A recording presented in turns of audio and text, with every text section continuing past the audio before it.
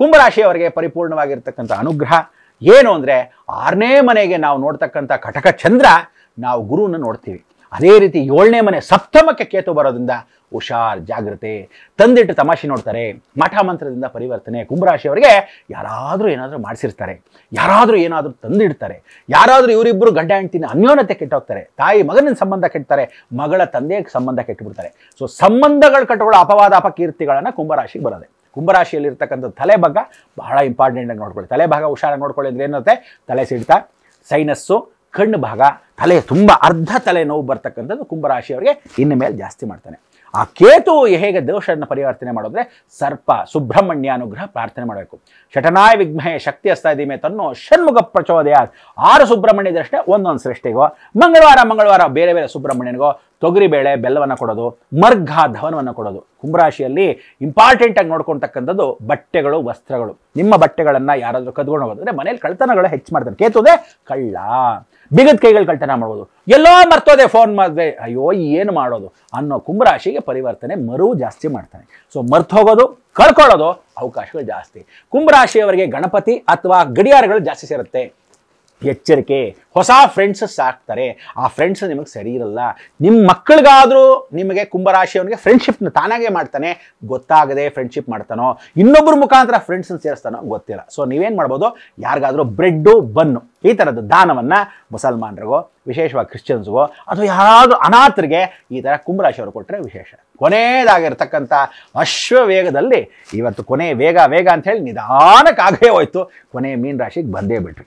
ಈಗ ಜನ್ಮ ಶನಿಯಾಗಿ ನೀಲಾಂಜನ ಸಮಾಭಾಸಂ ರವಿಪುತ್ರಂ ಯಮಾಗ್ರಜಂ ಛಾಯಾ ಮಾರ್ತಾಂಡ ಸಂಭೂತಂ ತಂ ನಮಾಮಿ ಶನೇಶ್ವರಂ. ನಿನ್ನೆ ತಾನೇ ಮೀನರಾಶಿಗೆ ಬಂದು ಕೂತ್ಕೊಂಡ. ಇವತ್ತು ನಮ್ಮ ಹಬ್ಬ, ಉಗಾದಿ ಹಬ್ಬ. ನೋಡಿ, ಮೀನರಾಶಿಯಲ್ಲಿ ಶನಿ ಕೂತ್ಕೊಂಡ್ರೆ ನೀರಲ್ಲಿ ಕೂತಿದ್ದಾನೆ. ನಿಮ್ಗೆ ಹಳೆದೆಲ್ಲ ಬ್ಯಾಲೆನ್ಸು ಬಾಕಿ ಕೊಡಿಸ್ತಾನೆ. ಆದರೆ ನೀರಲ್ಲಿ ಕೂತಿದ್ದಾನೆ ಶನಿ ಅಂದರೆ ಕಬ್ಬಣ.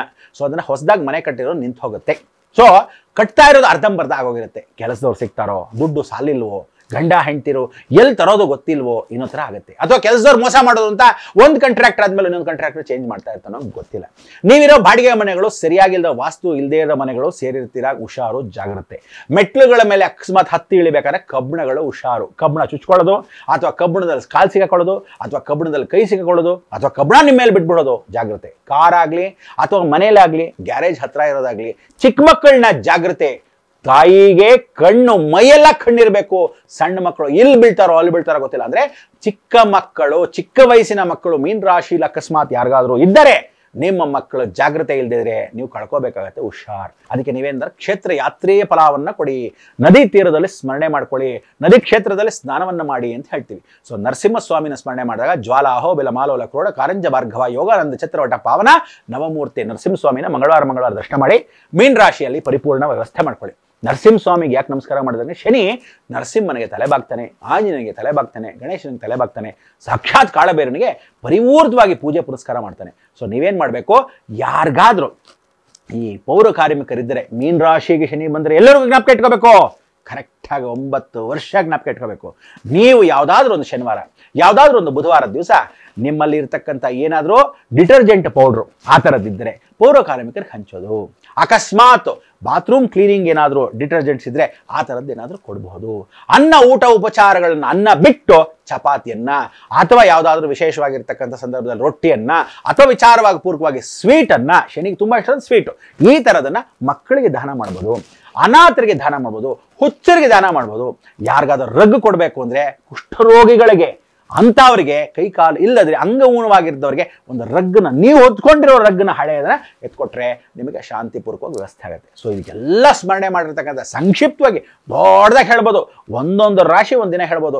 ಆದರೆ 12 ರಾಶಿ ಹೇಳಷ್ಟೇ ಹಬ್ಬಾಳ ಸದ್ಯಕ್ಕೆ ಸಾಕು ಅನ್ನೋಕ್ಕೆ ಸೂಕ್ಷ್ಮವಾಗಿ ಹೇಳಿರೋದು. ಸೊ ಅಶ್ವವೇಗದಲ್ಲಿ ಇವತ್ತು ಈ ಕಾರ್ಯಕ್ರಮದಲ್ಲಿ ಉಗಾದಿ ಹಬ್ಬಕ್ಕೆ ಮತ್ತೊಮ್ಮೆ ನಿಮಗೆಲ್ಲರಿಗೂ ಆಯುರಾರೋಗ್ಯ ಐಶ್ವರ್ಯನ ಕೊಟ್ಟು ಕಾಪಾಡಲಿ. 12 ರಾಶಿ ಮೇಷದಿಂದ ಮೀನದವರೆಗೂ ವ್ಯವಸ್ಥೆ ಆಗಿರ್ತಕ್ಕಂಥವ್ರಿಗೆ ಎಷ್ಟೇ ಇದು ನಾನು ಹೇಳಿದ್ರು ಎಲ್ರಿಗೂ ಆಗತ್ತೆ ಅಂತಲ್ಲ, ಎಲ್ಲರಿಗೂ ಒಂದು ಜಾಗ್ರತೆಯನ್ನು ಕೊಟ್ಟಿದ್ದೇನೆ. ಇದಕ್ಕೆ ಪರಿಪೂರ್ಣವಾಗಿ ಪ್ರಾರ್ಥನೆ ಮಾಡ್ಕೊಳ್ಳೋದು ನನಗೆ ನಿಮ್ಮ ಮನೆ ಇಷ್ಟ ದೇವರು, ಕುಲದೇವರು, ಗ್ರಾಮ ದೇವತೆ ಮರಿಬೇಡಿ. ಪಕ್ಕದ ಮನೆ ಶಾರದಮ್ಮನವ್ರು ಹೇಳಿದ್ರು ಅಂತ ಆ ದೇವಸ್ಥಾನಕ್ಕೆ ಹೋಗೋದಲ್ಲ, ನಿಮ್ಮ ಮನೆ ದೇವರನ್ನ ಮಾತ್ರ ಮರೀದೆ ಆ ಇಷ್ಟ ದೇವರನ್ನ ಸ್ಮರಣೆ ಮಾಡ್ಕೊಳ್ತಾ ಕರ್ತವ್ಯಂ ದೈವಮಾನ ಕಾರ್ಯವನ್ನು ಮಾಡಿ ಒಗ್ಗಟ್ಟಿನ ಕುಟುಂಬ ಇದ್ದರೆ ಉಗಾದಿ ಹಬ್ಬ ಸುಖ ಜೀವನ. ನಿಮ್ಮ ಕತ್ಲೆಲ್ಲ ಬೆಳಗಾಗ್ಲಿ ಅಂತ ಹೇಳ್ತಾ ಈ ಮುಖಾಂತರ ಹೇಳಿ ಪರಿಪೂರ್ಣವಾಗಿ ರಕ್ಷಾ ಕವಚ 12 ರಾಶಿಗಳ ಫಲ ಈ ಸೂಕ್ಷ್ಮವಾಗಿ ಹೇಳಿರ್ತೀನಿ.